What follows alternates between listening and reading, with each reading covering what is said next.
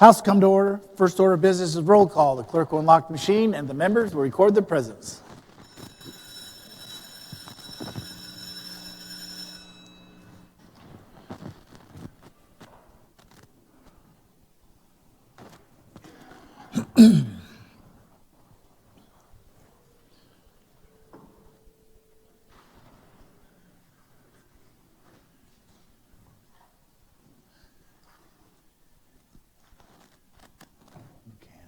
McCann. Clerk will lock the machine and record the roll. 66 present, 4 absent and excused. The majority being present, the House is now ready to do business. The House will now, the House will now advance to the second order of business, prayer by our chaplain, Tom Doherty, followed by the Pledge of Allegiance by our House page, Emma Horvath from Kimberly. Will our friends in the gallery please arise?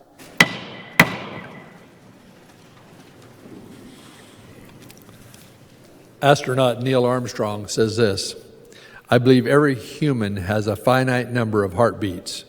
I don't intend on wasting any of mine. The passage of Scripture is Ephesians chapter 5, 15 through 17. The Apostle Paul says this: Be very careful then how you live, making the most of every opportunity, because the days are evil. Therefore, do not be foolish, but understand what the Lord's will is. Let's pray. Dear Father in heaven, you've created us in such a wonderful way in your image. Thank you for making us all a little different, with lots of talents and ideas to share with one another. I pray that we would use our minds and our hearts to the good in this life, and to be used in a way that would touch others. I pray that we would make the most of all the opportunities you give us, looking for ways to add to people's lives every day. Give us a desire to keep going, even when we run into unanticipated roadblocks. So many times, O Lord, we get surprised by circumstances and suddenly we're faced with tough decisions. Give our leaders wisdom as they are faced with these dilemmas. I pray, Lord, that you would lead us and show us direction as we move from day to day. Thank you, Lord, for all these capable and sharp leaders. Watch over their steps this day, I pray in Jesus' name. Amen. I pledge allegiance to the flag of the United States of America and to the republic for which it stands, one nation under God, indivisible, with liberty and justice for all. Thank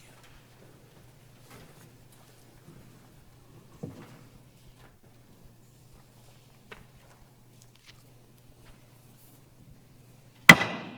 House will come to order. House will now advance to third order of business, approval of the journal. The House is at the third order of business.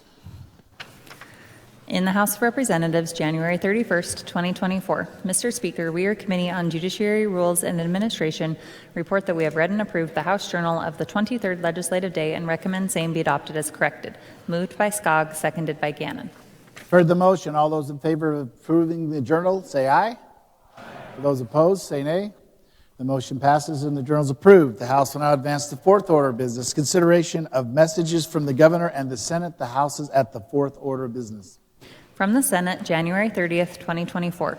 Mr. Speaker, I return herewith enrolled House Bill 385, which has been signed by the President, Novak, Secretary of the Senate.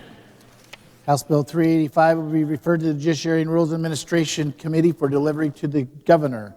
The House will now advance to the fifth order of business, report of standing committees. The House is at the fifth order of business. In the House of Representatives, January 31st, 2024. Mr. Speaker, we, our Committee on Judiciary, Rules, and Administration, report that we have printed House Bills 440, 441, 442, 443, 444, 445, 446, and 447. Skog, Chairman. House Bill 440 and House Bill 442 referred to Judiciary and Rules and Administration Committee. House Bill 441 will be referred to the Health and Welfare Committee. House Bill 443 will refer to the Business Committee. House Bill 444 will refer to the Local Government Committee. House Bill 445, 446, and 447 will refer to the Revenue and Taxation Committee. House Bill 412. What? Oops, sorry, you got to go first. January 30th, 2024. Mr. Speaker, we, our Committee on Transportation and Defense, report that we have had under consideration House Bills 412, 413, and 414 and recommend that they do pass. Palmer, Chairman. House Bill 412 and House Bill 413 and 414 will be filed for the second reading calendar. January 31st, 2024. Mr. Speaker, we, your Committee on State Affairs, report that we have had under consideration House Bill 421 and recommend that it do pass. Crane, Chairman. House Bill 421 will be filed for the second reading calendar.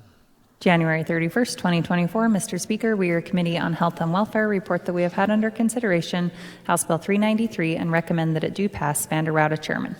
House Bill 393 will be filed for the second reading calendar. Without objection, the House will now advance to the eighth order of business, introduction, first reading, and reference of bills and joint resolutions. The House is at the eighth order of business. In the House of Representatives, House Bill 448 by State Affairs Committee, an act relating to liability for publishers and distributors of material harmful to minors on the Internet, amending Title 48 Idaho Code by the addition of a new Chapter 21 Title 48 Idaho Code to provide legislative findings and intent to define terms to prohibit the intentional publication or distribution of material harmful to minors on the Internet, to provide for a private cause of action, to provide affirmative defenses, to provide for venue for civil actions, to provide for the exclusivity of private civil enforcement, to provide for certain immunity and limits on state court jurisdiction, and to provide for severability and declaring an emergency and providing an effective date. House Bill 449 by Revenue and Taxation Committee, an act relating to taxation, amending Section 63602G Idaho Code to provide for certain forms, to require taxpayers to provide certain information to county assessors, to provide penalties for improper homestead exemption claims, to provide qualifications, to provide procedures for appeals, and to make technical corrections, amending Section 633077 Idaho Code to revise provisions regarding taxpayer information collected by the State Tax Commission, amending Section 63301A Idaho Code to provide a correct code reference and to make technical corrections, and declaring an emergency and providing an effective date. House Bill 450 by Education Committee, an act relating to school districts, amending Section 33705 Idaho Code to revise provisions regarding the disbursement of school district activity funds and to make technical corrections, and declaring an emergency and providing an effective date. House Bill 451 by Education Committee, an act relating to courses of instruction, amending Section 331618 Idaho Code to revise provisions regarding assessment exemptions and declaring an emergency and providing an effective date. House Bill 452 by Education Committee, an act relating to Idaho Digital Learning Academy funding, amending Section 331020 Idaho Code to revise provisions regarding Idaho Digital Learning Academy funding and declaring an emergency and providing an effective date.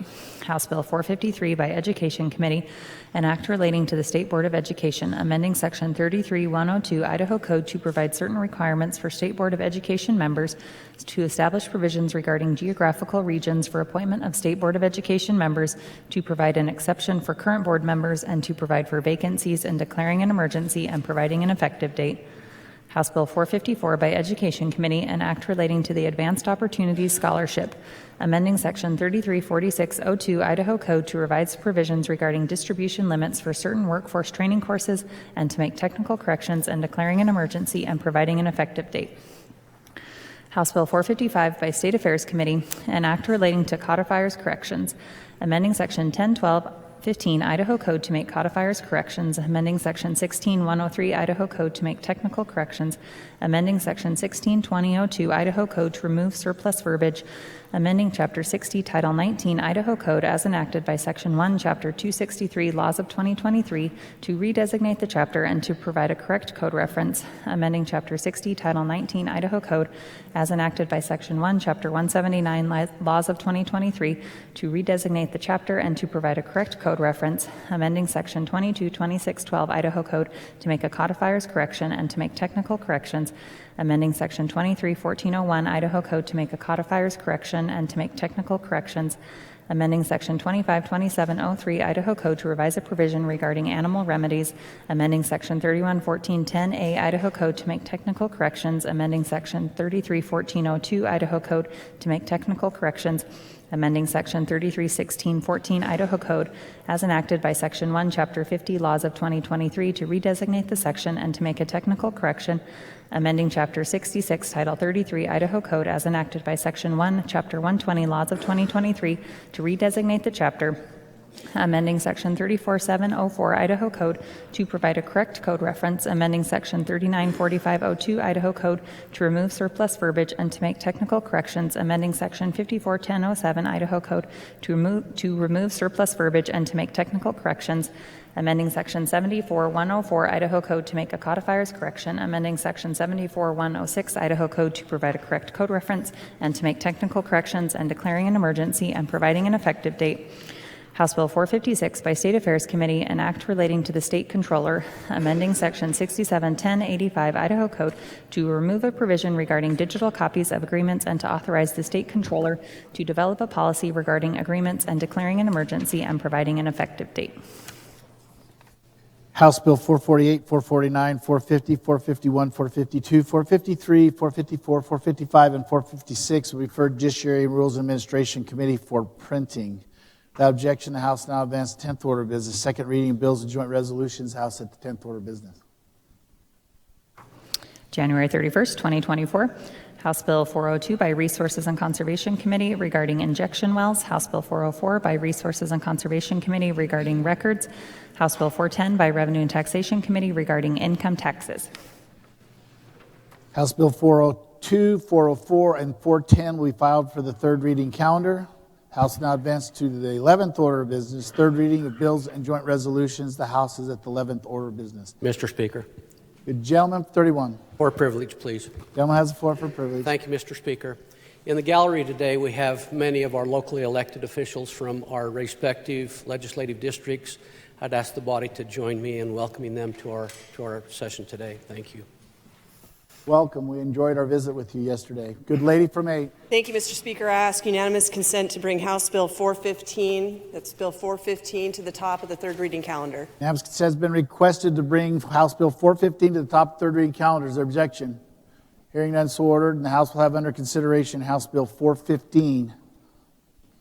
In the The House of gentleman from Representatives. 14. Mr. Speaker, request unanimous consent to cease for further reading of 415. Unanimous consent has been requested. Is there objection? Hearing none, the gentleman has the floor. Present the bill. One of the most egregious events in America today are school shootings. Horrific. We see them. They're awful.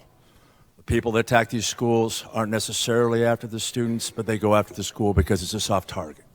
That's the objective. That's what happens. At Sandy Hook, 27 people died, little kids under 7, in 5 minutes. The police showed up just as the shooter shot himself. They were unable to respond. 93% of all mass shootings happen in established gun-free zones.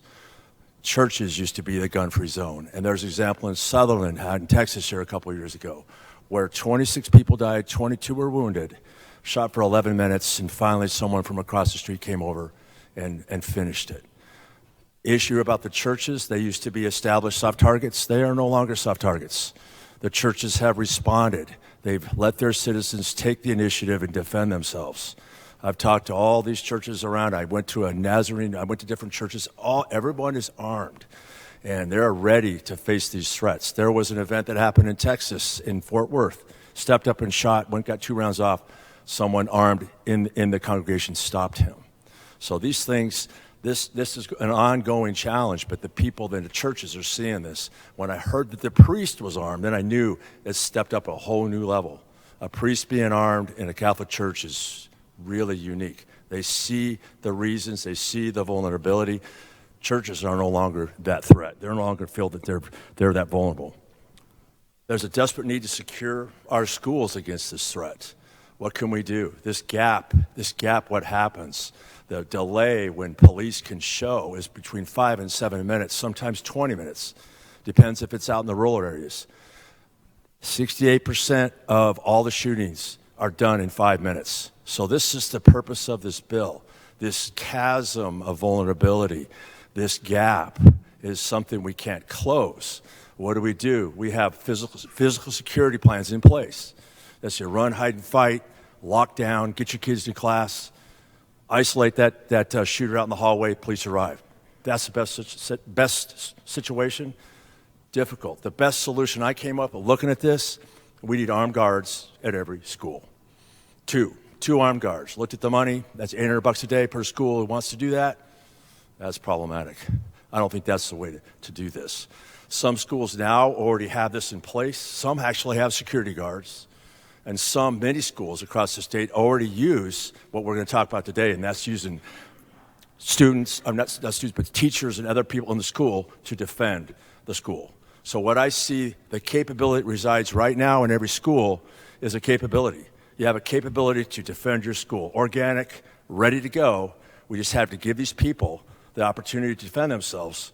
Concealed weapons, be there to defend that school in that critical 5 to 7 minute gap when all the carnage happens. So if nobody's there, nobody's stopping it. And this is that threat that's out there. We can close this gap with this bringing these armed people in. There are specific requirements we want to do here. We're going to allow people that have to be employed by the school, must be willing and able to participate. They must have the enhanced weapons, concealed weapons license. The weapon must remain concealed and in control. And they're showing the principal and the superintendent that they have that weapon. What I see here is people are concerned about the training piece. What does that mean? I envision this. Most people that are going to participate in this program are going to be already probably proficient. They're going to be comfortable, probably hunters. They're willing to step into this and do this. I don't see it someone who's never shot before doing. That's going to be not the big problem. I think people are concerned about the training. I am not. This is across the country. They do this everywhere. It's across the state. There's districts that are doing this now. My friend is in Texas. He's a substitute teacher. Told the principal, hey, I'm carrying today. Okay, good to go. So there's a wide span of what is done. Utah right now has this kind of bill in place right now, exactly like what we have.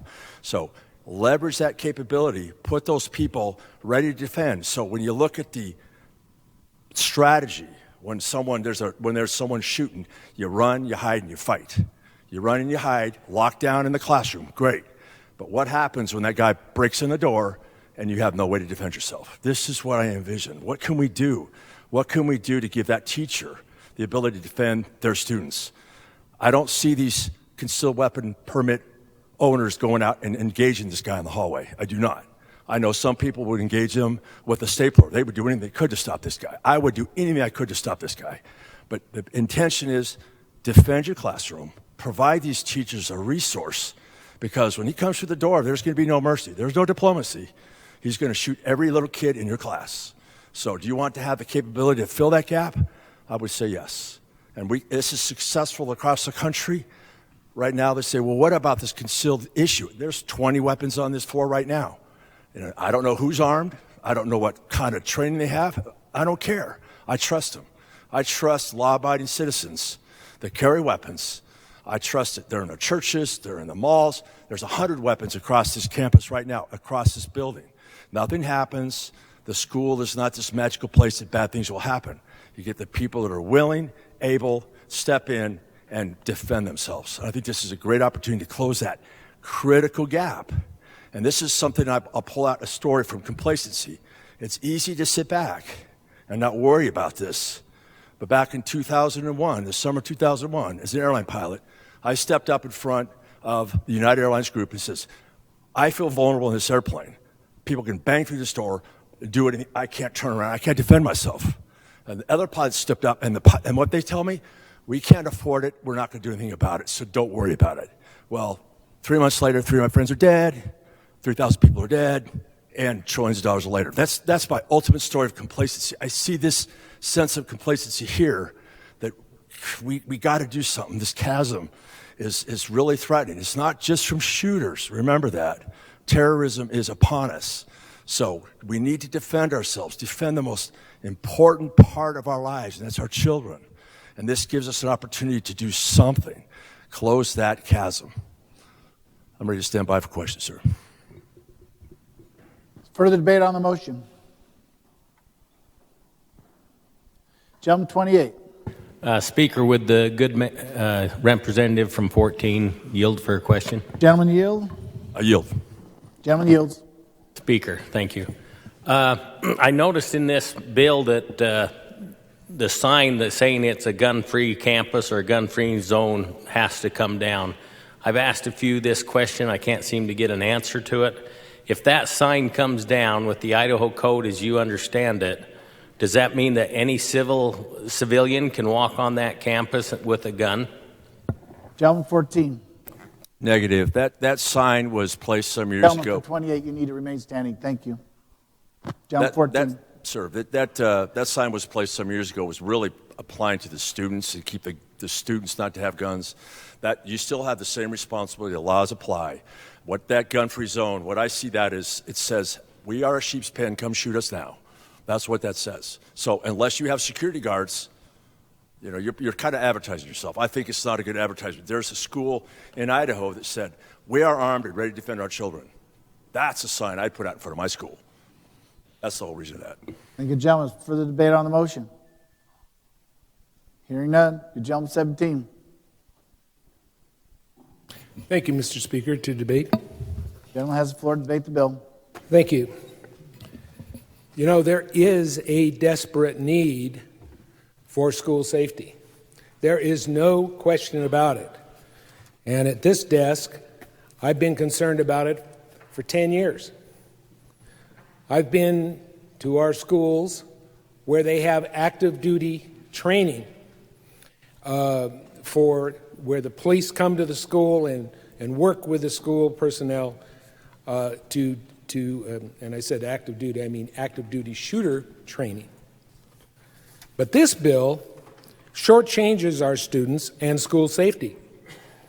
It is cheap and an ineffective substitute for a quality school safety program that we need. And we need one. And we've got the money to have one. First, I'd like you to take a look at the concealed weapons license application that I passed out. It's in the back. This is on the Ada County Sheriff's website. And he has a whole 4 or 5 pages dealing with the concealed weapons permit. And when you go down that application, there's some really good questions asked about whether you've been convicted of a crime. Are you a fugitive from justice? Are you a respondent in a protection order issued relating to domestic violence? But you know what it doesn't ask? It doesn't ask if you have a vision problem. It doesn't ask if you have a health problem. That's not on this application form for the permit. Now, when I say vision problem, you know, I think about driver's licenses. We have to take a test for our driver's license, and we have to put on glasses. Some people cannot drive unless they have glasses on. When I think about health, I think about people who may have a health problem that affects their nervous system, and maybe they're not always on top of their game, at the top of their game. They have their ups and downs. It's not on there. Now, the actual requirements for a advanced or enhanced concealed weapon, I've passed that out too, and it's one page front, 1 page back, and there are four requirements. They're on the first page, and I've kind of put the bracket for the whole section there. Most of it is in person, which is really good because the basic concealed weapons permit is not in person. But the enhanced is in person. It's an 8-hour course. It relates to, instructs you on Idaho law. And I'm just reading from the code. This isn't from my memory or something like that. It tells the basic concepts of safe and responsible use of handguns. This is all in class. And self-defense principles. And then on the back, you'll see the fourth category, which is live fire training, including the firing of at least 98 rounds by the student. Now, after you've done that, according to the code, and I'm just going by the code, and that's why I passed it out to you so you know it's not something I'm making up or something like that. After you've done that, you get this enhanced permit for 5 years. Now, We've already been through, there's no health requirement, there's no vision requirement, there's no shooting proficiency requirement. None. You have to fire, live fire, 98 rounds. Doesn't say you have to hit the target. There's no proficiency requirement in this legislation, in Idaho Code 183302K. There's no requirement of accuracy when you've shot your 98 rounds. Now, in addition, there's no requirement of annual shooting practice. So you do it once, and then for the next 5 years, you don't need to shoot a single round. You don't need to practice. Unlike our law enforcement people who are constantly practicing so that they can be the best they can be, and so that when they get in a rough situation, they can fire adequately and hit the target they're aiming at. There's no active shooter training required. And as I mentioned in the opening, earlier, our district at least, we have active shooter training. I went to Bora High School. I watched the whole afternoon, the police coming in and the different character actors that were there in different positions. And I will tell you, it was pretty obvious. The first thing they had to figure out is who's the shooter. And they had a couple of people. I think they had 2 people. It's been a while, but they had 2 people there who were self-defense, who were carrying. And it was really tough to figure that out when they got there. There is no requirement in this bill that this enhanced concealed weapon carrier even participate in an active duty training exercise at a school. None. Because once you get your enhanced permit, you can go and you tell your principal you're there, that's it. We're done. Now, there's no school board involvement, and I think that's been mentioned quite a bit. But they are the democratic elected responsible people for the school district. And guess who gets tagged when there's a problem? The school board trustees. They get the calls, but they're not responsible for this person with the concealed weapon permit. Mr. Speaker. Mr. Speaker. Good lady from 8. I hate to interrupt the good gentleman, but the live stream audio is down, so could you put the House at ease until we can fix that We problem? were just discussing that. Thank you, good gentleman. Can you put that stand? And I'm sorry to break you up in the middle of the debate, but I'm sure everybody in Idaho wants to hear it. So Well, I don't know about the people in this room, but the people in Idaho. Okay. No, you're good. We'll put the House at ease for a minute. Will you let us know, good lady, and we'll do the same here if we can figure out when it's up. House be at ease.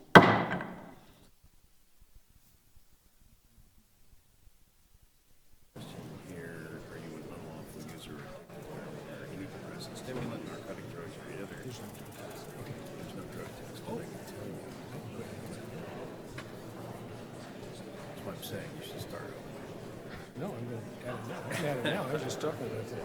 Right. Because I can tell you, certain 3%ers, very popular in the state of Idaho, was an unlawful cannabis use addicted. I know it for a fact. Firsthand. No drug or alcohol test. Yeah, exactly. And I don't know, do teachers have drug testers? What do you do with that? Son, is it drug testing? Whatever happened with that bill? We were going to... As employees. You are? Well, advanced concealed carries are. Yeah, it doesn't require a drug test. You just say yes or no. And I guarantee you look at any of the applications for purchase of weapons that are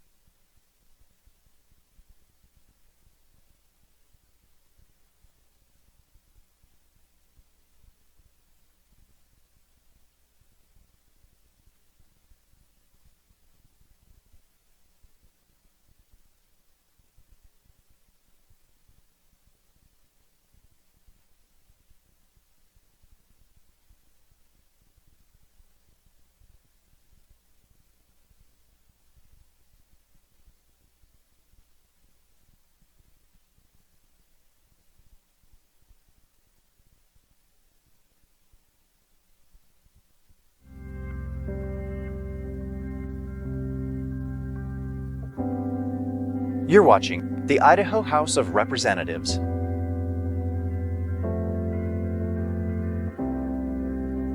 Hardware and closed captioning for Idaho in Session is provided by the Idaho Legislature and Idaho Legislative Services Office.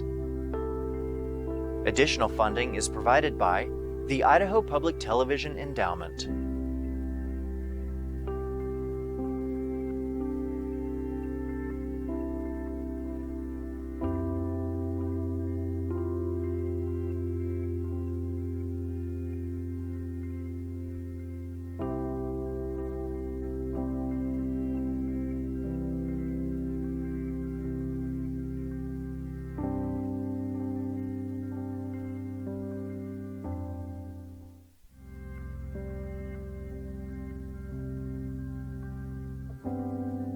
You're watching the Idaho House of Representatives.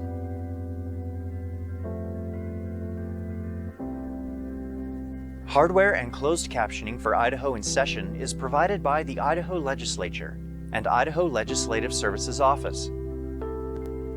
Additional funding is provided by the Idaho Public Television Endowment.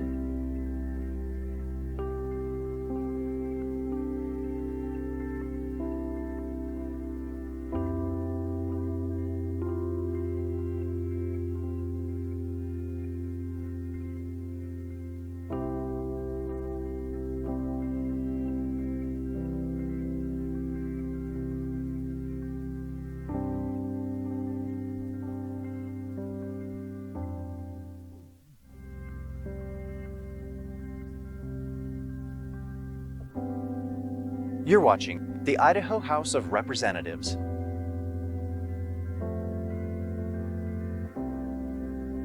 Hardware and closed captioning for Idaho in Session is provided by the Idaho Legislature and Idaho Legislative Services Office. Additional funding is provided by the Idaho Public Television Endowment.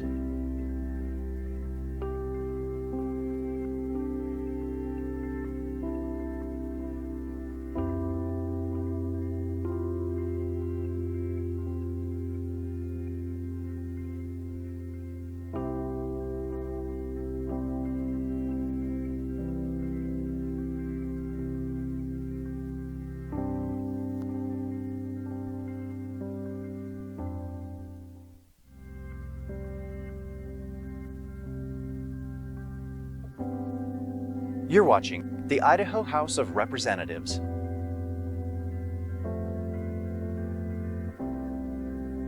Hardware and closed captioning for Idaho in Session is provided by the Idaho Legislature and Idaho Legislative Services Office. Additional funding is provided by the Idaho Public Television Endowment.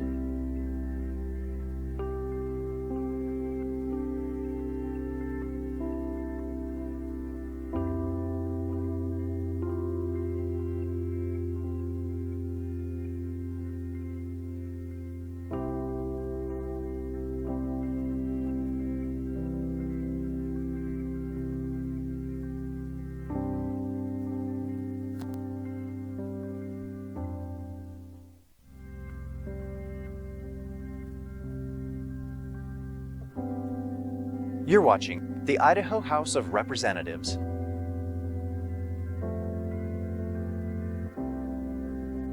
Hardware and closed captioning for Idaho in Session is provided by the Idaho Legislature and Idaho Legislative Services Office. Additional funding is provided by the Idaho Public Television Endowment.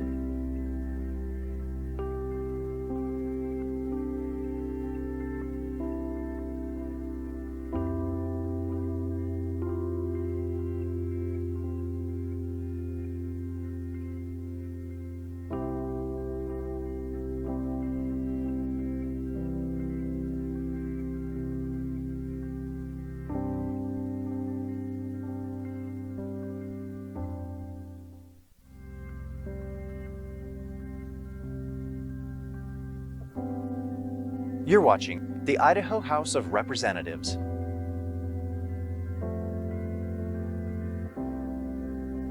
Hardware and closed captioning for Idaho in Session is provided by the Idaho Legislature and Idaho Legislative Services Office.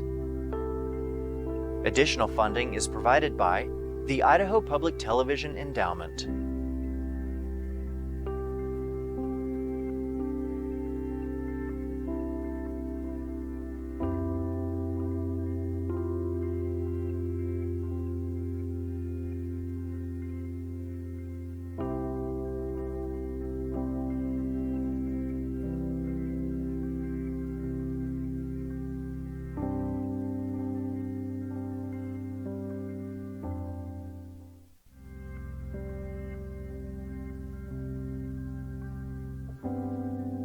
You're watching the Idaho House of Representatives.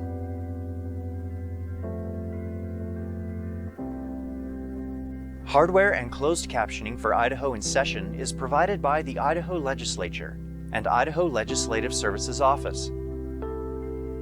Additional funding is provided by the Idaho Public Television Endowment.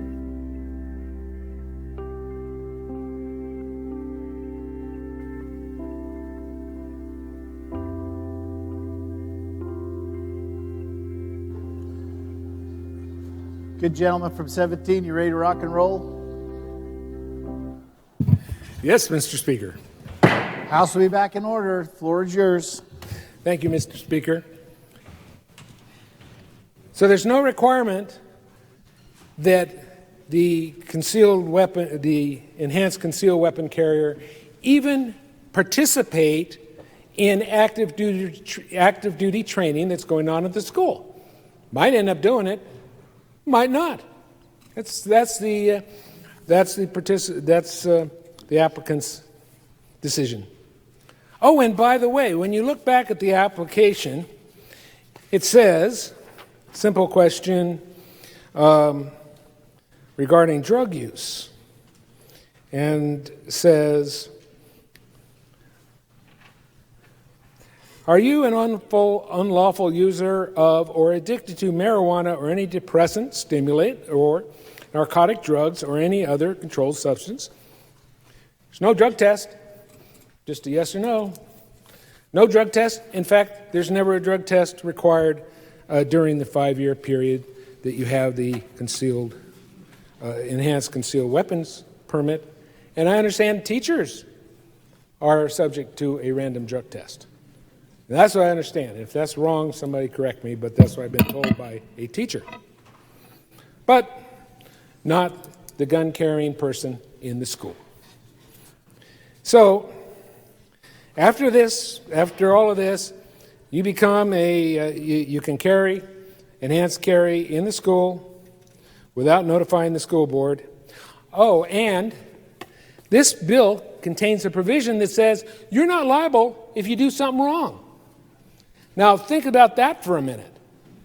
And that is, I think it's paragraph 11 on the last page of the actual bill itself, which I did not pass out. You've got immunity on whether you use the gun, don't use the gun, whether you hit the wrong object or person or whatever. You're immune. Now, you leave the school grounds. If you leave the school grounds, you're not immune. You know, if you use your concealed weapon, enhanced concealed carry permit weapon outside the school, you're not immune. But if you use it in the school, you are immune, which is kind of interesting contradiction, interesting situation. And the immunity is a limited immunity. It's not broad, but it is limited to decisions you make with regard to using your weapon or not. So, essentially, we're creating security with very, very, very minimal parameters. And our local school board, elected by the people, has no influence. Essentially, they are in charge, and they're the trustees are going to be the ones that take the brunt of the criticism if something goes wrong. This bill may well preempt local school board policies already in place.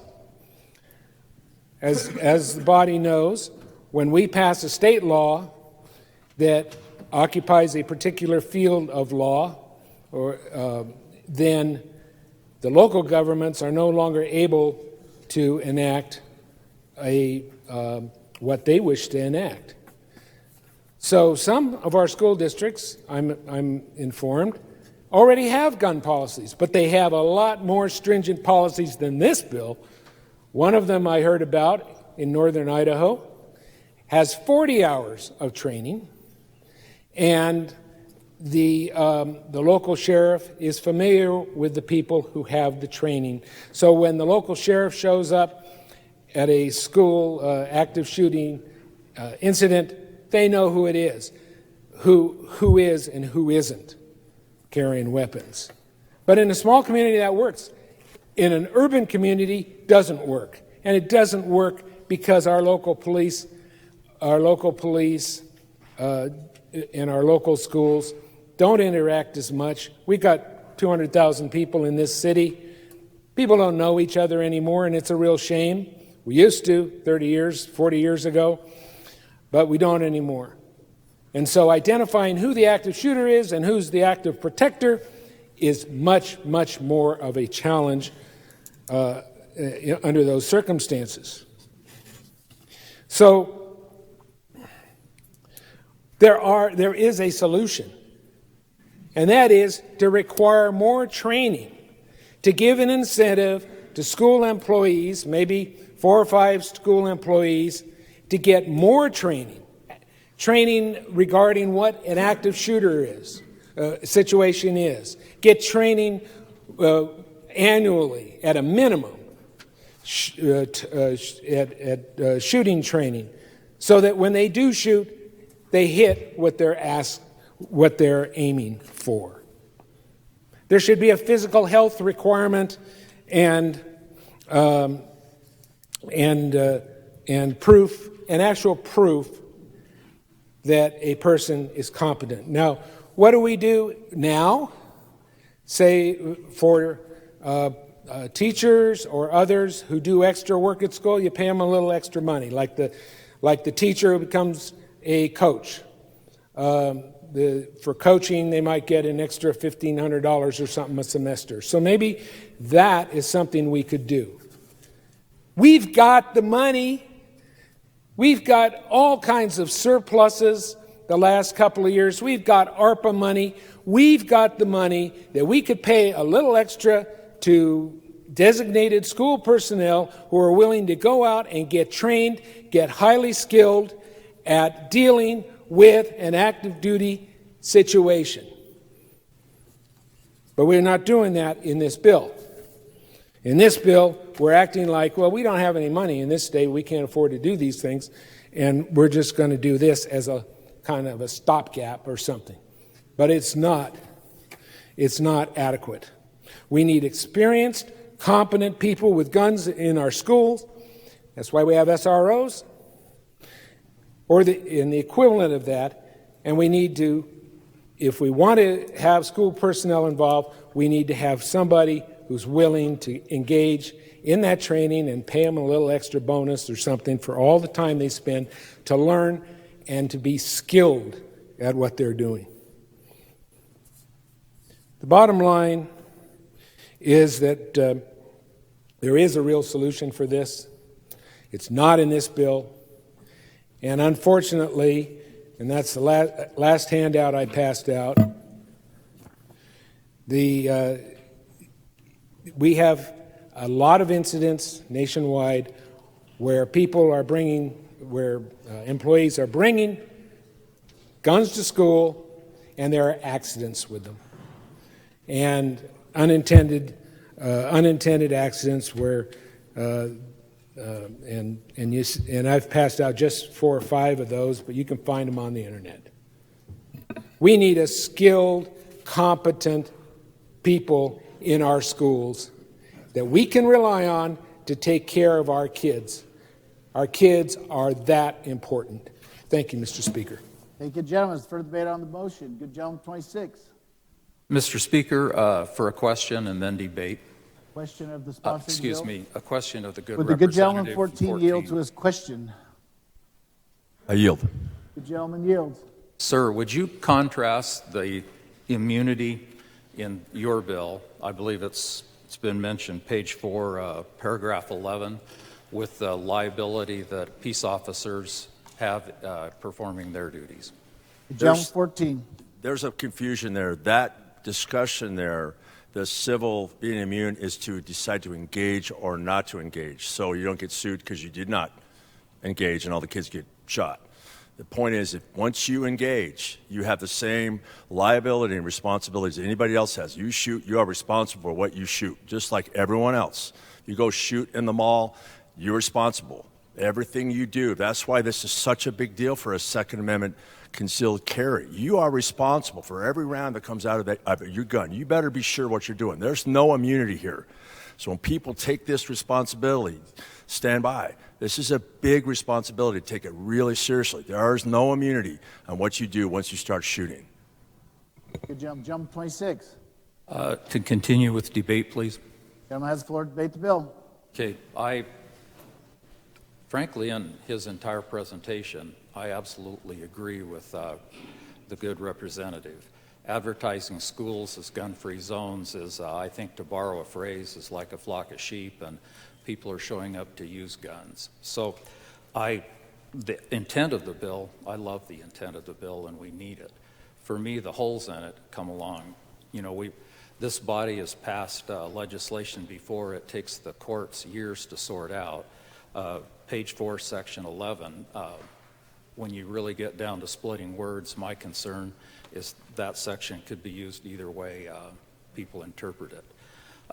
To walk on through things, I think I had passed out to each of you the Dietrich Schools policy on guns. It's way more involved than this bill, and my concern with this bill is it cuts those guys off at the knees. And you probably don't relate to it in downtown Meridian. Dietrich, if you don't know where it's at, if you're headed to Sun Valley and Shoshone, Dietrich is about 12, 15 miles east. A lot of rural districts, excuse the phrase, but they're 15, 20 minutes for law enforcement, no matter where your districts are. The district school board and administration said they took several years to get this put together. The school board requires an application for people to get concealed carry in their facilities, and they absolutely require training with the local sheriff's department. That works for Dietrich, but it would not work for Jerome. It's too big a district and too big a town, and nobody knows who everyone else is. The point with local control is the school board knows their facility, which wing someone is armed in, even on extracurricular events. They incorporate patrons of the district in all these different trainings. So in Dietrich, and this sad part of this bill would take away what they've done, which I think is really excellent.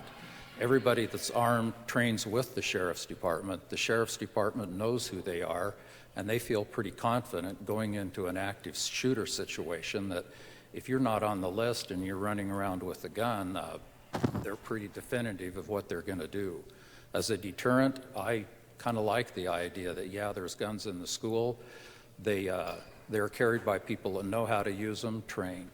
The other concern is half of training, and if you like guns, which I frankly do, there's a huge difference in caliber and bullet of what will go through 3 walls and kill somebody and what is stopped by a couple layers of drywall.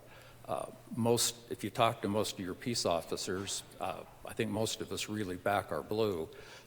They know what they're shooting, and they know what, if they miss, what's going to happen. The sad part in the chaos of an active shooting, unless you've done a bunch of training, who knows what's going to happen. So I love the bill, the purpose of it, but I'm going to vote no on it simply because my districts that have been super proactive with it, they like what they're doing, and I like what they're doing. It's going to take that right of this local school board away to make local decisions of who they want in the building and who they trust to actively carry and to train. So thank you, sir. Thank you, good gentlemen. Further debate on the motion. Good gentleman 15. Thank you, Mr. Speaker. Would the good gentleman from 14 yield for a question? Gentleman from 14 yield to a question. Yes. Gentleman yield. Thank you, good gentleman. Thank you, Mr. Speaker. I'm struggling with the answer to the question that was just previously asked. And so I just want to read, I want to read that section. And then if you could tell me where in the bill your answer to your answer is in the bill. The answer you gave was in the bill in regard to responsibility. So the section in question is page 4, line 29. No school employee shall be held civilly or criminally liable for deciding to engage or not engage in an armed confrontation during a lethal threat to safety inside of a school or a school property. The decision to use a firearm or other deadly weapon during a life-threatening incident inside of a school or on school property lies solely within the school employee and is a personal decision. And I'm struggling as to how that, in fact, does not absolve the person. Where in the bill is that person held accountable for their actions? Gentleman, 14. That is assumed every time with a concealed weapon. The law, the way it stands now, with the responsibility to conceal weapon, that is your responsibility. You are responsible for whatever shooting you do. That is specific to say, if you choose to engage or not engage, am I going to do anything or not? Primarily being sued to not engage. So this is very clear, and this is on the books right now. When you go get your training, the enhanced concealed weapon permit is mostly law. And the law is to say, when you do this, you got serious responsibility. You have the same responsibility that a police officer has when he shoots. You cannot just shoot willy-nilly and think that is not going to happen. It's on the books right now. It's not in this bill because it's separate. That's covered in law. That is already covered a concealed weapon. That is your responsibility. Follow-up, Mr. Gentleman, 15. Follow-up question, if I may? Does the gentleman 14 yield to additional question? He yields. It just seems the answer just seems, your answer just seems in contradiction to the actual language where it says the employee shall, no school employee shall be held civilly or criminally liable. And it just seems to ask a question. You're debating. I need to know what. Well, no. I'm just trying to reconcile. You're saying that they are going to be held responsible, but the language seems to say just the opposite. Well, that language is good, gentleman. So your question is, you're concerned that the language contradicts. Okay. The question is, can you help me reconcile what appears to be a contradiction between the language and the answer? Good, gentleman. I think he's trying to get back to your first question. If you would mind, try to answer that. Consistently, it says nothing. He's not shooting. That doesn't say he actually shot the weapon. It's about what's he going to do to get involved, if he can engage or not engage. And it says the responsibility once the round comes out of your gun, that's completely different. That is always going to be there. That is on the books now. So that is there to, in this case, if I'm a concealed carry and I am in my room and I refuse to do anything and everyone dies in the classroom, then am I going to be sued? So that is what that is there for. If you choose to engage or not to engage, it does not absolve the responsibility, and that is separately covered by concealed weapon law. Further debate on the motion. Gentleman, 14. Debate in favor. Gentleman has the floor to debate the bill. Thank you, Mr. Speaker. I think we keep going down a lot of roads that debate if there's going to be an issue or there's not going to be an issue. Realistically, it's about the vulnerability of kids, the vulnerability of these schools. We have made these schools vulnerable by taking away. I think most of you, a lot of you have grown up here in Idaho. Like me, I grew up in rural Idaho. Every single pickup truck that sat in that parking lot had guns in the back window. No big deal. But yet, all of a sudden, now we've made it to where no school can have guns. You can't do anything. These teachers are expected to protect these kids without any ability. I mean, they're supposed to either go train them. We've trained them now to go hide in corners and try to protect the kids that way. I've had a lot of teachers reach out to me that are definitely in support of this, and I know there's ones on both sides of this. There's definitely people out there that are scared. Guns scare people for some reason, but for people that are used to guns, people that people that go out there and get a concealed carry, an advanced concealed carry, those people are active they are actively involved with guns in general, and it is not, those guns don't scare them. The situation is not as scary to them because they are there to protect those kids, and this gives them that ability to do that. And we can debate all day long on if it's a school board's authority or if it's this authority. Realistically, it is the authority of every one of us individual to go to make sure that we are protecting ourselves, protecting our kids. No different than this building right here. I don't know how many of you guys are carrying, nor is it my business. Does it matter that if you go have a concealed carry permit or not? Do we have to notify the speaker that we have it? Does anybody in the audience or in the gallery have to actually tell everybody and announce that they have a gun? No, that is not the case. But that is our constitutional right, and yet we've somehow segmented an area where we've got vulnerable kids and expected these teachers to deal with a situation that, and a potential massive situation without anything to protect themselves or the kids. And for that, I'd recommend this bill 100% all the way. Thank you. Thank you, gentlemen. Further debate on the motion. Gentleman 31. Mr. Speaker, thank you. Mr. Speaker and good body, if I could debate the bill, please. Gentleman has the floor. I approach this issue not from a point of firsthand experience, but I'm not totally naive either of the issue here. I have a brother who, in his efforts to seek justice for a teenage girl as a police officer, was shot in the line of duty. And I know that there are times when we must fight evil with force. And a couple of years ago, we had an incident in our community where in the high school that I graduated from, the high school my wife graduated from, the high school that my children graduated from, we had an active shooter incident. And those are horrific experiences. Our school board has engaged, and our leadership, our superintendent has engaged in an intense training program with our sheriff's office. And it's much like the good gentleman from 26 enumerated. Let me just share with you what this body not only has allowed but encourages by way of having our folks conceal carry and seek proper training. Our folks in our school district go through not 14 hours, not 14 days, but 14 weeks of intense training in multiple aspects of handgun retention, on-the-ground fighting, and multiple other things. When they come out of that program, they're actually qualified as Level 1 Reserve officers. That's not just allowed by this body, that's encouraged by this body currently. Mr. Speaker, if I could ask the sponsor a question. Would the sponsor from District 14 yield to a quick question? Yes. Thank you, good gentleman. And Mr. Speaker, and my question would be this. Is there anything in this bill, and if there is, could you point me to it, that would enhance what we have already encouraged and what is going on in many districts across the state, including my own? Gentleman 14. The way this bill is, we put that as the minimum standard. That does not mean you stop there. If schools want to continue and train, great. I talked to an SRO officer. He said this would be an opportunity if the SRO officer would train with all these people and go train with them. We don't need to get these people to law enforcement level. They're going to be there to defend the classroom.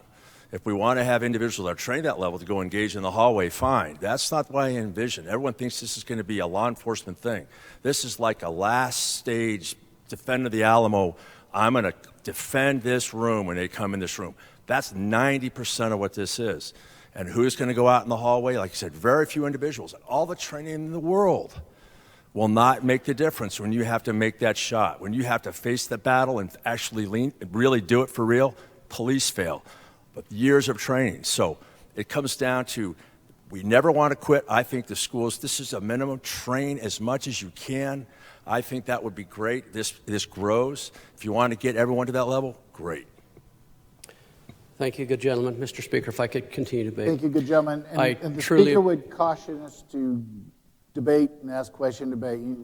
Thank you, Mr. Speaker. Just one comment. I truly appreciate the response.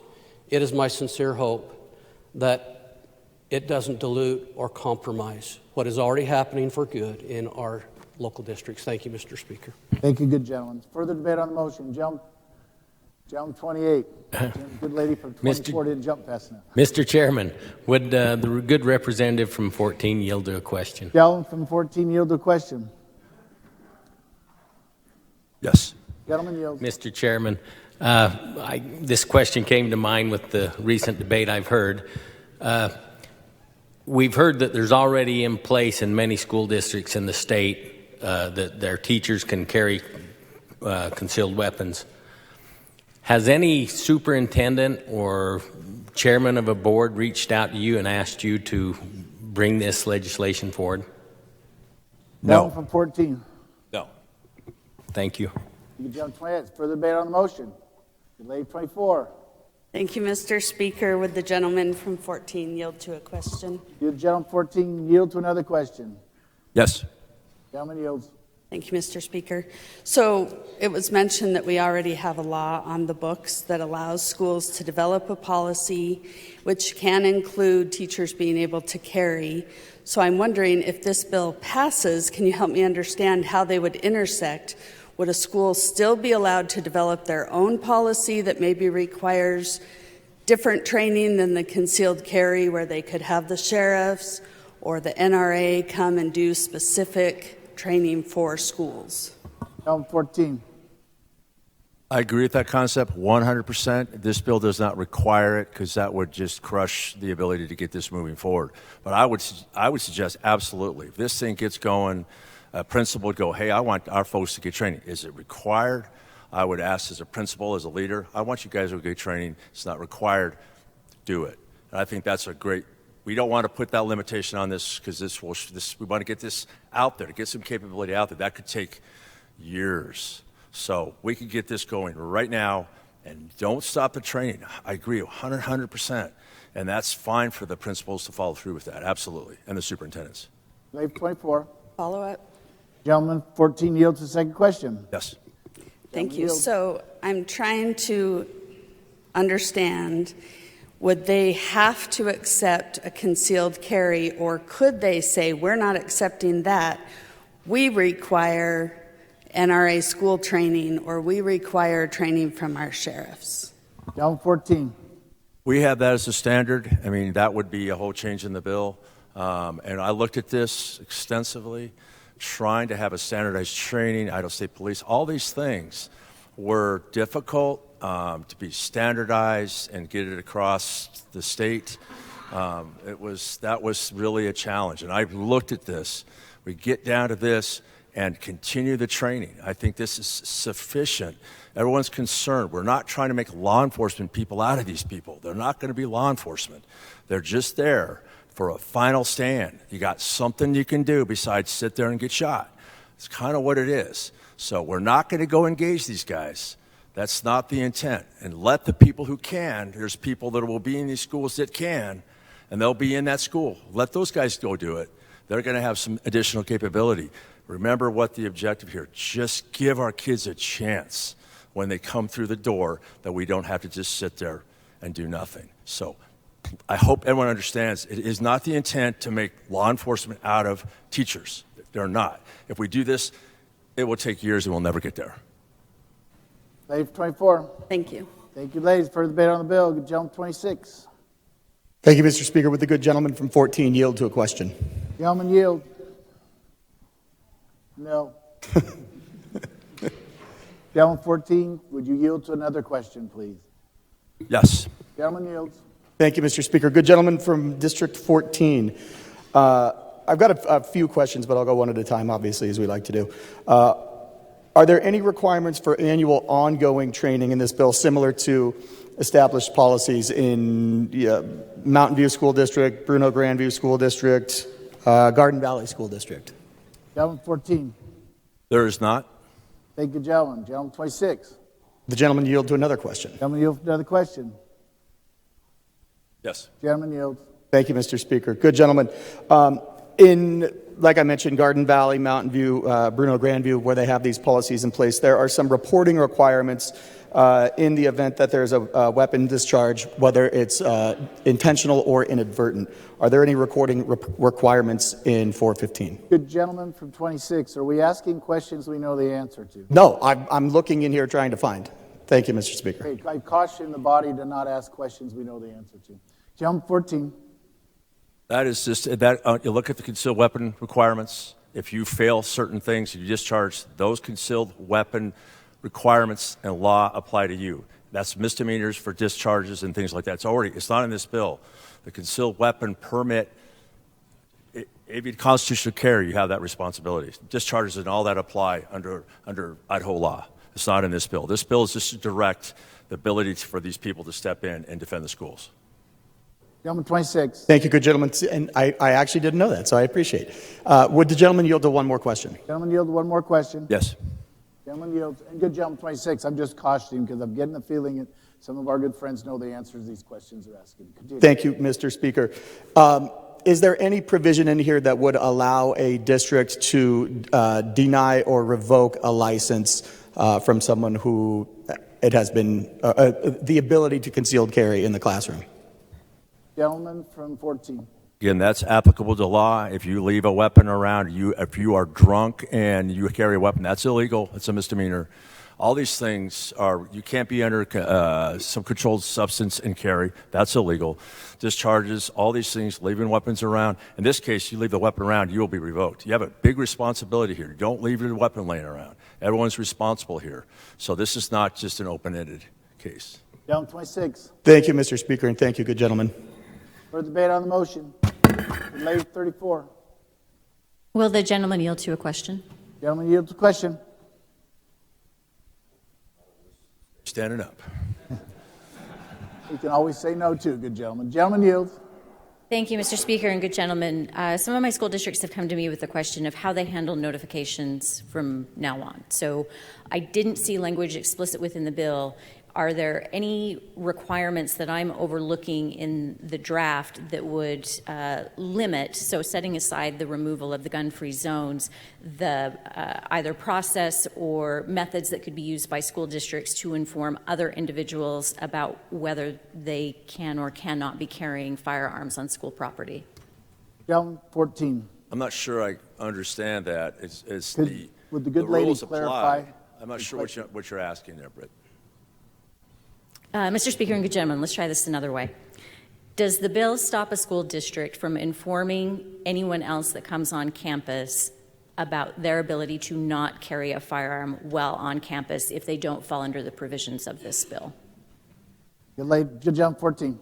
So you're saying they cannot carry. They cannot tell anybody that they can't carry. That is confidential. So that piece is clearly in the bill. That they cannot tell anybody. It's confidential across the board. Are we going to say they can't carry because something's wrong with them? Is that something that we have to communicate? Is that what you're trying to tell me? Mr. Speaker. Good lady from 34. Clarification? Clarification would be helpful, good lady. Mr. Speaker and good gentlemen, I'm referring to individuals who are not school employees, who are not the individuals who you are saying would, under this legislation, be allowed to carry under the concealed carry requirements. This is for, let's just say, your random individual who is coming onto school property for a basketball game. Does the school district still have the ability to make notification that that individual doesn't have the right to have a firearm on school property? Gentleman 14. Understood. Okay. What the issue is here, you have to be employee, you have to meet all the criteria, you have to provide all the information that you're carrying. You can't just come on and carry just because you feel. You have to be under all the restrictions that we have here. You have the fingerprint test, you have the background check, you have permission from the principal. That allows you to come on, and nothing else. No one else can come cruising on that campus. You're saying with the gun-free zone thing, no, that is not okay. The laws apply still. You cannot come on that campus. Unless you have that permission from the principal and the superintendent. You have that designation. I think I understood that now. Lady. Thank you, Mr. Speaker and gentlemen. Hey, good lady, further debate on the motion. Good lady from 18. Thank you, Mr. Speaker. To debate against the bill? Lady has the floor to debate against the bill. Thank you. Felt I needed to give the poor gentleman from 14 a break from the questions. I believe that one can very much be a supporter of the Second Amendment and be against this bill. The Second Amendment does not require that guns must be forced into all places, whether people want them there or not. I know that the vast majority of my constituents certainly don't want guns in their schools, and they really would have no ability to prevent it under this bill. In fact, they would have no ability to even know whether their child's teacher is carrying a gun in the classroom. But, you know, getting to this idea of local control and the people directly impacted, the Idaho PTA does not support this bill. Parents, overwhelmingly certain that I've heard from, don't want a situation where they don't want, where they don't even know if there's a gun in their kid's classroom. The Teachers Association, the Idaho Education Association opposes this bill. The school boards oppose it. The school resources officers, the people, the actual police who have to go into the school and defend against an armed assailant, they oppose this. Basically, everybody here in Idaho who would be in the line of fire, who has a real dog in this fight, who has a kid in the classroom, who's a teacher in the classroom that might get shot, who has to go in and face an armed intruder, they all, as organizations, oppose this bill. And I think they're entitled to some deference here. And I'm really troubled by this idea that we should put that aside because an organization from Fairfax, Virginia, supports it. I think we should look at what the people right here in Idaho want. And these organizations who have the biggest dog in this fight by far are pretty unanimous in opposing it. And to be clear, as we've heard, any community that wants these guns in their classroom can have them now. They can have them. I think 15 school districts have chosen to do so through their elected school boards. The community can vote, put in school district members who want to have guns, and they can do that. So this bill is really about forcing it upon the communities that don't want it. That's all this bill does, is it forces the school board, whose duly elected school boards have said we don't want guns in classrooms, and said, forget it, you're getting them anyway. Or at least you have to allow it if somebody wants them. This is really just profoundly wrong to me. This has no whiff of freedom, as my good old friend who's left the body would say. This is all about the strong hand of government forcing people to have things they don't want and do things they don't want. And I totally understand. I feel like there's this die-hard fantasy out there where we all want to be Bruce Willis and be the good guy with a gun who whips it out and takes out the bad guy with a gun. And that's a really appealing fantasy. But that is really not how it plays out most of the time. It can, sometimes, rarely, but more often than not, the teacher forgets a gun in a bathroom stall and a 6-year-old finds it, or they forget it in the drawer of their desk and a kid finds it, or they may not have the greatest aim, and even in an emergency situation, it removes any possibility of de-escalation. They misfire, they shoot a student by mistake, the police come, they don't know who the bad guy is, they accidentally shoot the teacher. There are an awful lot of things that can go wrong in this situation such that it does not play out in the dream Bruce Willis scenario. And I think that there are many very reasonable reasons that a school board might choose to not go down this path. And I think we should let them make that decision. I think we should let the people in the community make that decision themselves. You know, there once was a time when the Republican Party supported local control, and I think today would be a great day to get back to those roots. I hope you'll give this your red light. Further debate on the motion. The gentleman from 2.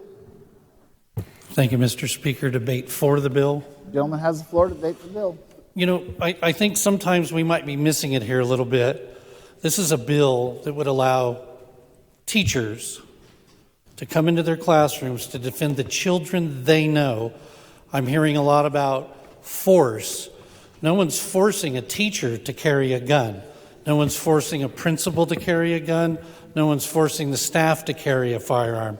They are giving them the opportunity to do so if they so take up that charge. It doesn't matter if you've been in Idaho for 6 months or 6 generations. We can see the writing on the wall. Culture is changing and it's getting more violent. And I believe in the statement that an armed society is a polite society. We have retreated from gun ownership over the years. We've heard testimony of the school parking lots that used to be full of firearms. I've heard today that if the NRA was involved, they might feel more comfortable. The Idaho Enhanced Permit is designed by the NRA. They're the ones who put this course forward. I'm an enhanced concealed carry instructor, and I can tell you the reason that it doesn't have a target acquisition qualification for the class is because the class leans heavily on safety, safety, safety. They were much more concerned that you operate a firearm in a safe manner than you do how well you hit a bullseye. They emphasize on safety. I've got a pamphlet here that shows all kinds of discharges in classrooms across the country. It's interesting that all of the ones that were done by law enforcement and FBI have been left out, because we've all seen, well, maybe we haven't all seen them, but many of us have, where an FBI agent or a police officer has discharged a firearm in the classroom while just doing a talk. So these things happen whether you're police trained or whether you're civilian trained. And I just want to encourage everybody to think that what teacher is going to walk into a classroom and be intimidated by the firearm on his side? I think that this is going to allow those who want to step up and fill the gap, because the truth is, as we've seen in Texas, not all law enforcement are on the same page. And even when they are, they show up to mop up. They show up after the fact. This gives the children a fighting chance, and it gives teachers a chance to save the children in their classroom. Thank you, Mr. Speaker. Thank you, good gentlemen. Further debate on the motion. Gentleman 7. Thank you, Mr. Speaker, to debate in favor of the bill. Gentleman has the floor. Debate the bill. Thank you. Just to remind the body, we had a real similar bill in 2014. It was guns on campus. And the debate would have that there was going to be mayhem, mass murders if we allowed that. That bill passed, and it has been a wonderful bill. Campuses have been protected ever since that time, and we passed that bill. Now, on the other side, I think I would have been a much better student if I would have thought that maybe my teacher was carrying. That would be a little intimidating, but as a joke, of course, but didn't go over very well. That happens in humor. This is a good bill. This will be a deterrent for teachers, and give them some power to shoot back just in case something crazy goes on, and this is a crazy world. So thank you.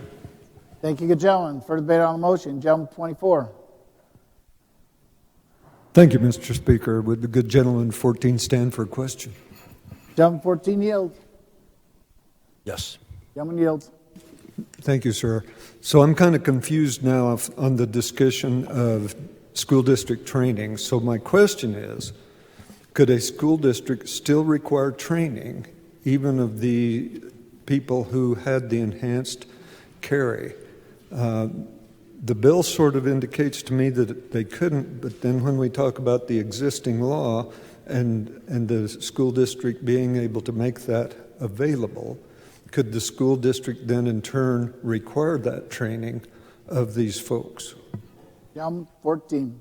The way the bill is written now, it gives the limited as concealed, enhanced concealed, but there's no reason why they cannot. And that would be absolutely up to the will of what the principal and the boards wants to do. So that's just the minimum.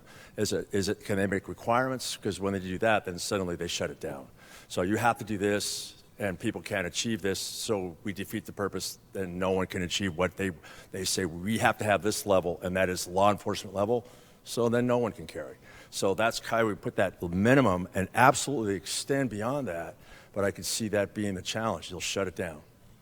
Gentleman from 24. Follow up, Mr. Chair. Gentleman yield for follow-up question. Yes. Gentleman yield. So my question is, would this bill preclude the school district requiring training? Good Yes. gentleman from 14. Yes, it would preclude. It's not, the school board cannot mandate that. It's not required. It would be just recommended. Thank you, good gentlemen. Further debate on the motion. Good lady from 11. For a question of the good gentleman from 14, I tried to say it before he sat down. Gentleman 14 yields question. Yes. He yields. So, good gentleman, we passed a parental rights bill last year, and I'm wondering what effect this legislation might have. Would parents have the right to ask that their student either be with a teacher that is armed or not be with a teacher that is armed? And then what happens if there's an unequal number one way or another?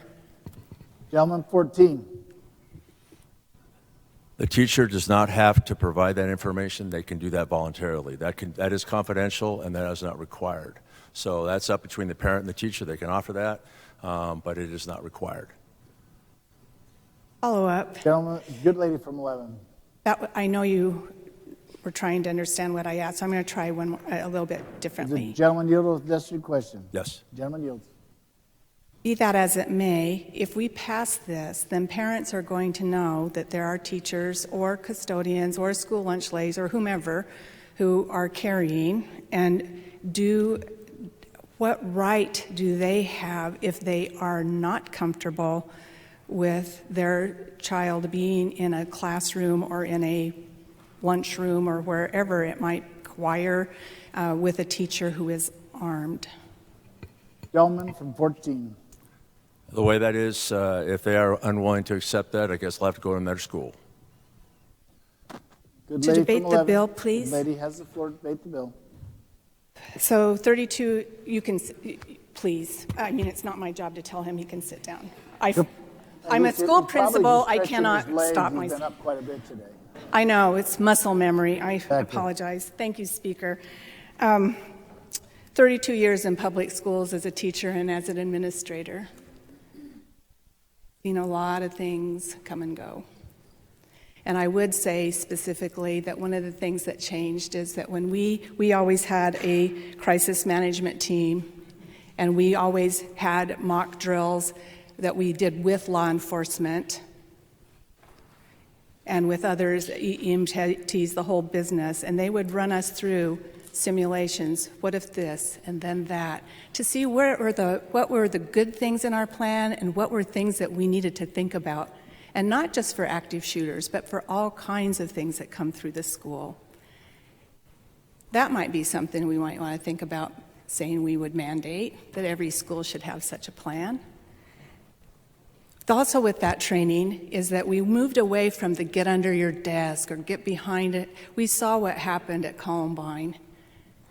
And with board approval, our decision was we would try to get out of line of sight, run if you can in a zigzag fashion. Why? Harder to hit that target.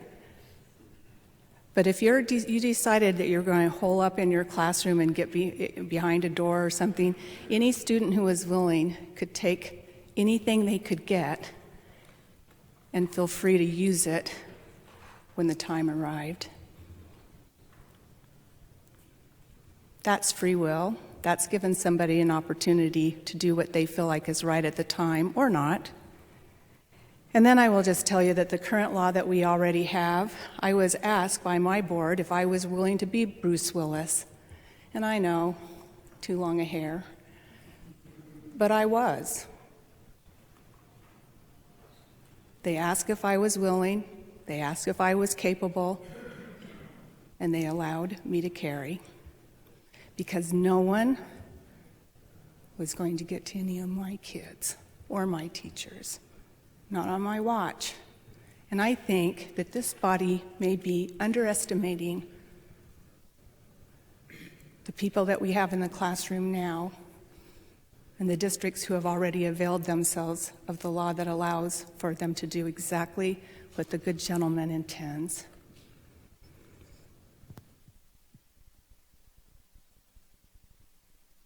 Good intention,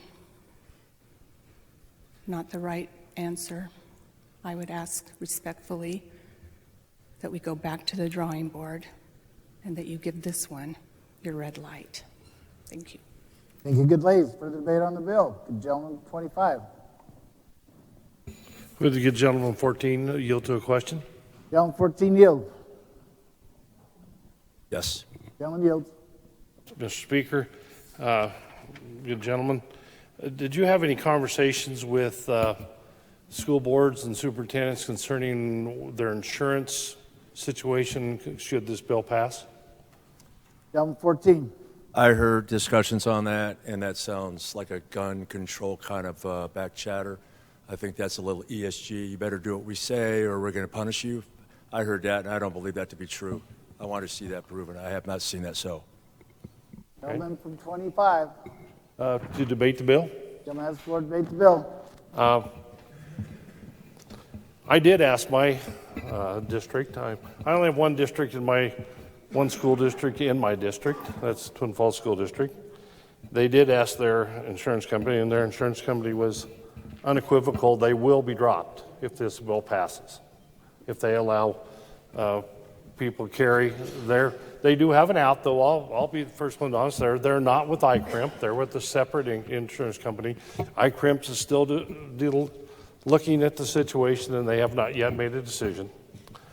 Twin Falls School District, duly elected board members discussed this at length. They came up with a plan for the Twin Falls School District, and that plan did not include staff members carrying. That plan included that they already had SROs in every secondary school.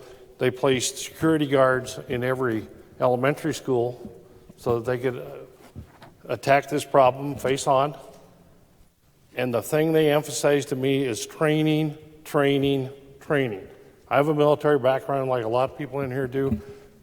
That's one of the things that was instilled in me with my military training is training, training, training. These security guards and the SROs go through extensive training every year, during the year, and every summer between the school years to make sure that their officers, their security officers that they've hired, and the SROs have the training to make the correct decisions. My problem with this bill is it's one size fits all. This bill doesn't fit Twin Falls School District. Twin Falls School District is already taking care of the issue that their duly elected board members in a way they felt was the best for Twin Falls School District. Now, this may work for other districts, but it doesn't work for Twin Falls School District. I'm also very concerned as we finally got down to the end of thank to the good gentleman from 24 about the question that this will supersede some of the school district's plans that are already in place. They will not be able to allow, because this says anybody who has a chance to carry, all they have to do is notify the principal to be in that building. The school district can't require him to get the training that I'm talking about. That allows them to be in the building without the training that the school district believes is necessary. A lot of times, some people have mentioned the Utah bill. Look at the Utah bill. It requires considerably more training than this one does. And I would just end with one last thing. I'm voting with my heart on this bill. And my heart says this is not good for Idaho. And I try to make every one of my votes what's best for Idaho. Thank you. Thank you, good gentlemen. For debate on the motion. Gentleman 28. Mr. Speaker, to debate the bill. Gentleman has the floor to debate the bill. I believe in concealed carry. I'm an enhanced concealed carry holder. I believe in protecting our schools, too. And I'm going to vote for this bill, but I have some serious concerns about the way it's being done. We're trying to replace police officers in our schools with teachers. Police officers go through thousands of hours of training, and not just in how to handle a weapon. One of their important training issues is how to make decisions. Not life or death, they're life and death decisions. And I think that's missing. We need threat assessment training.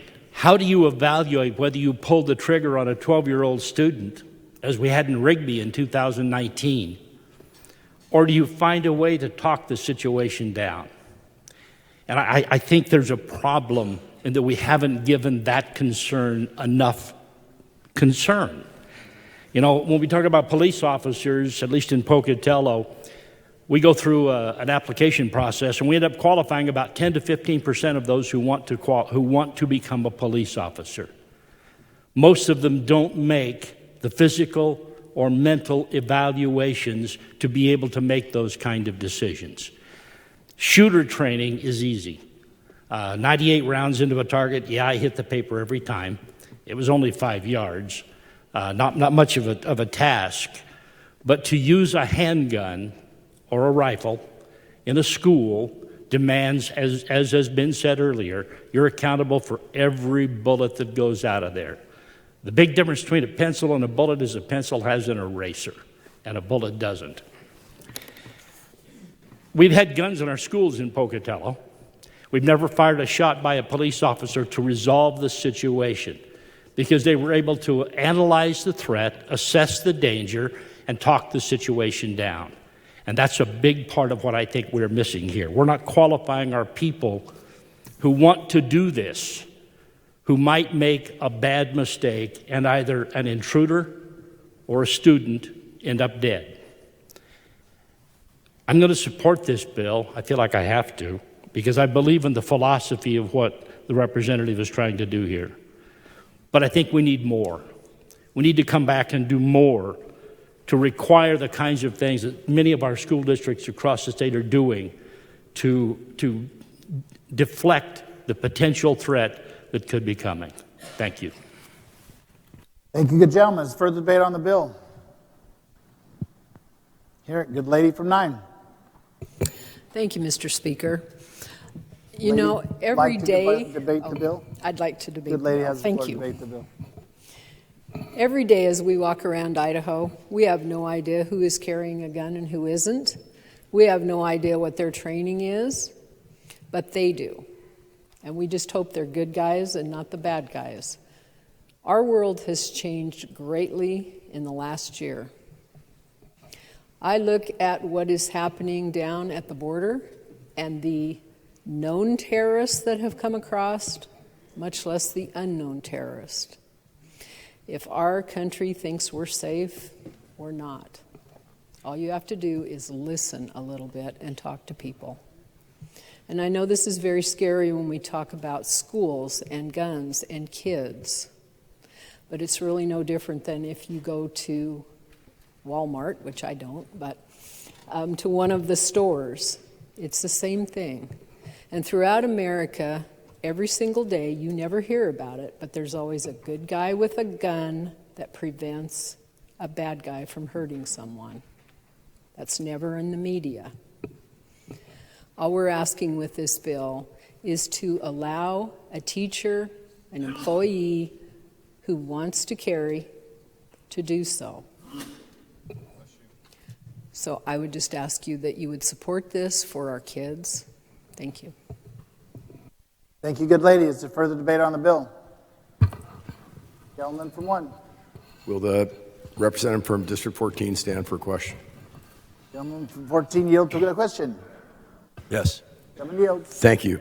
On page 4, section 7, it appears to me there's a carve out for private property owners. Could you help me understand that?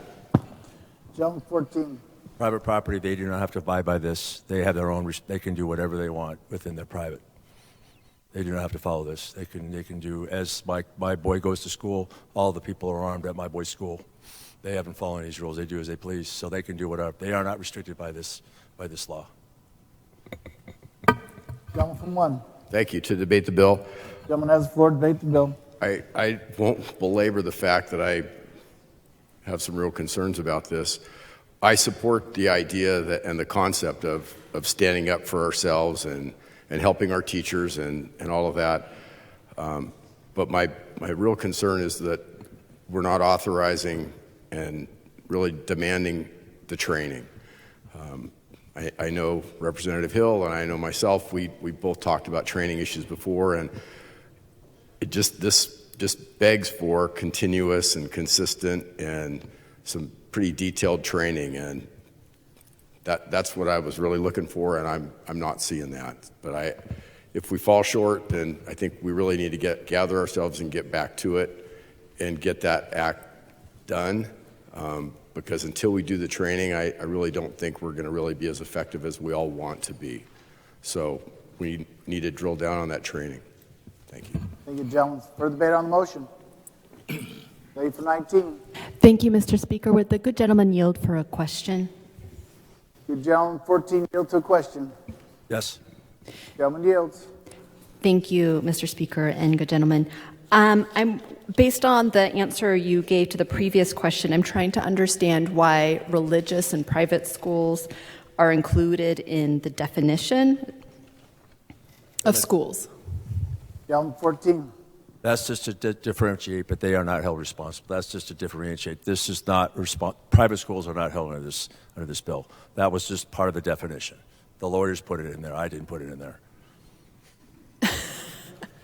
Gentleman, good lady from 19. Thank you. Good gentleman. Mr. Speaker, can I ask a follow-up? The gentleman yields for follow-up question. Yes. I guess I don't. Yields for follow-up question. Good lady from 19. Thank you, Mr. Speaker.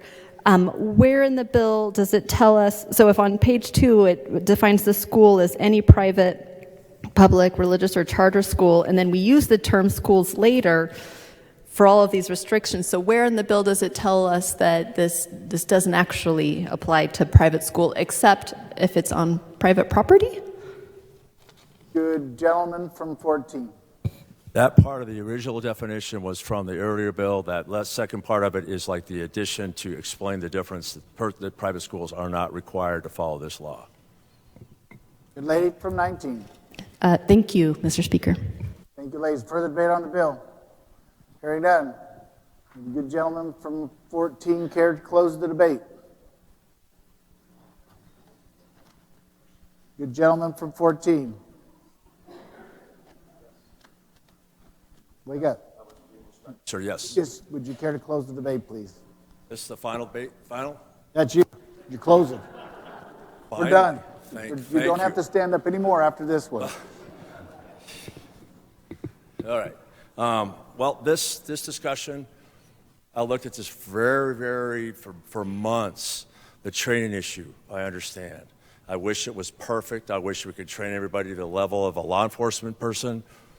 But again, I try to reiterate, I see the threat, and this is the passion I have about this.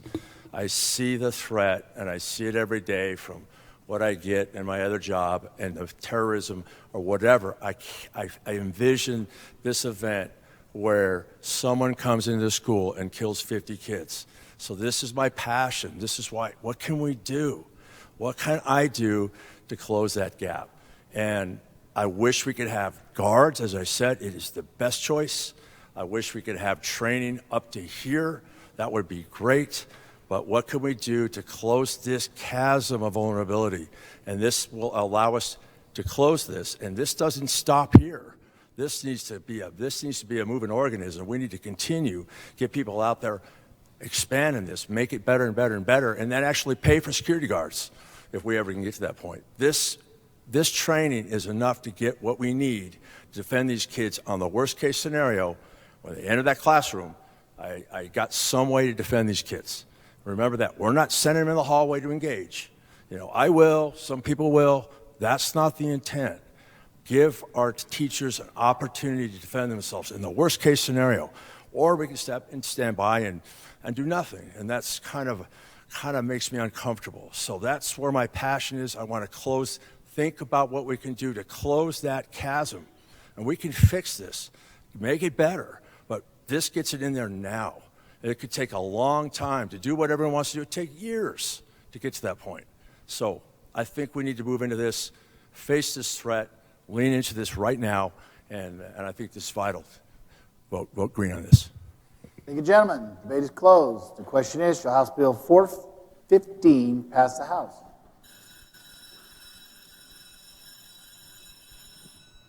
Clerk will unlock the machine, and the members will cast their votes.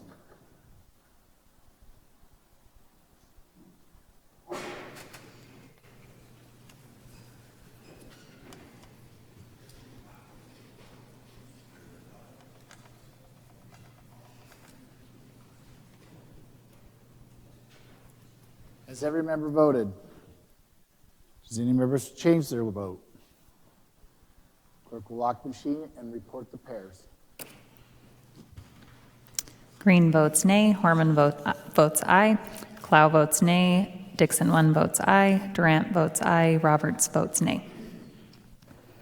53 ayes, 16 nays, 1 absent and excused. Majority having voted in favor of House Bill 415. House Bill 415 has passed the House. Is there a correction to title? No correction to title. Hearing none, the title is approved. The bill be transmitted to the Senate. The House will, good lady from 8. Thank you, Mr. Speaker. I ask unanimous consent that the remaining bills hold their place on the third reading calendar for one legislative day. Unanimous consent has been requested. Is there objection? Hearing none, so ordered. The remaining bills on the third reading calendar hold their place one legislative day.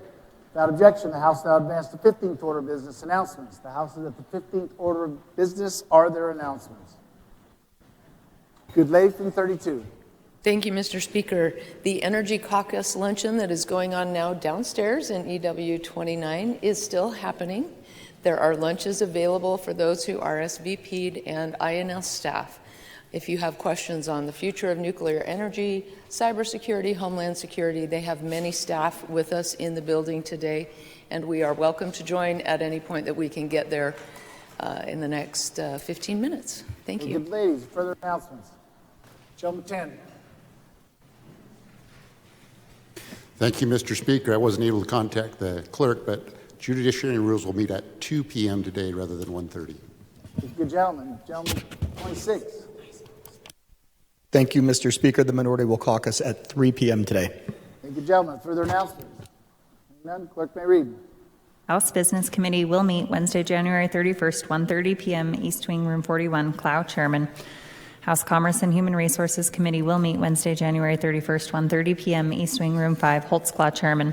House Judiciary Rules and Administration Committee will meet Wednesday, January 31st, 2 p.m., East Wing, Room 42, Skog, Chairman. House Resources and Conservation Committee will meet Wednesday, January 31st, 1:30 p.m., East Wing, Room 40, Mendive, Chairman. For tomorrow, House Appropriations Committee will meet jointly with Senate Finance Thursday, February 1st, 8 a.m., Room C310, Horman, Chairman. House Education Committee will meet Thursday, February 1st, 9 a.m., East Wing, Room 41, Yamamoto, Chairman. House Health and Welfare Committee will meet Thursday, February 1st, 8 a.m., East Wing, Room 20, Vanderwoude, Chairman. House Revenue and Taxation Committee will not meet Thursday, February 1st. House State Affairs Committee will meet Thursday, February 1st, 9 a.m., East Wing, Room 40, Crane 13, Chairman. Are there further announcements? Hearing none, the House advances 16th order of business adjournment. The House sets 16th order of business. Good lady from 8. Thank you, Mr. Speaker, for a privilege and a motion. The lady has the floor for a privilege and then a motion. Thank you. Just to give everybody a heads up, we're going to come in at Friday at 9. That's the intention, because there are some morning committees that want to go ahead and meet before we go ahead and meet. And if you have an afternoon committee, then that gives you the opportunity to meet upon adjournment if you need to do that. So just a heads up to everyone, including the chairman. That's what we intend to do on Friday. And based upon whatever we start getting up on the board, then that might change some of our times. So just please be aware. And with that, Mr. Speaker, I move that the House adjourn until 11 a.m. Thursday, February 1, 2024. Lady from 18. Mr. Speaker, I second the motion. Thank you, lady. You've heard the motion. House adjourned. All those in favor say aye. Those opposed say nay. House is adjourned until the hour of 11 a.m. Thursday, February 1st, 2024.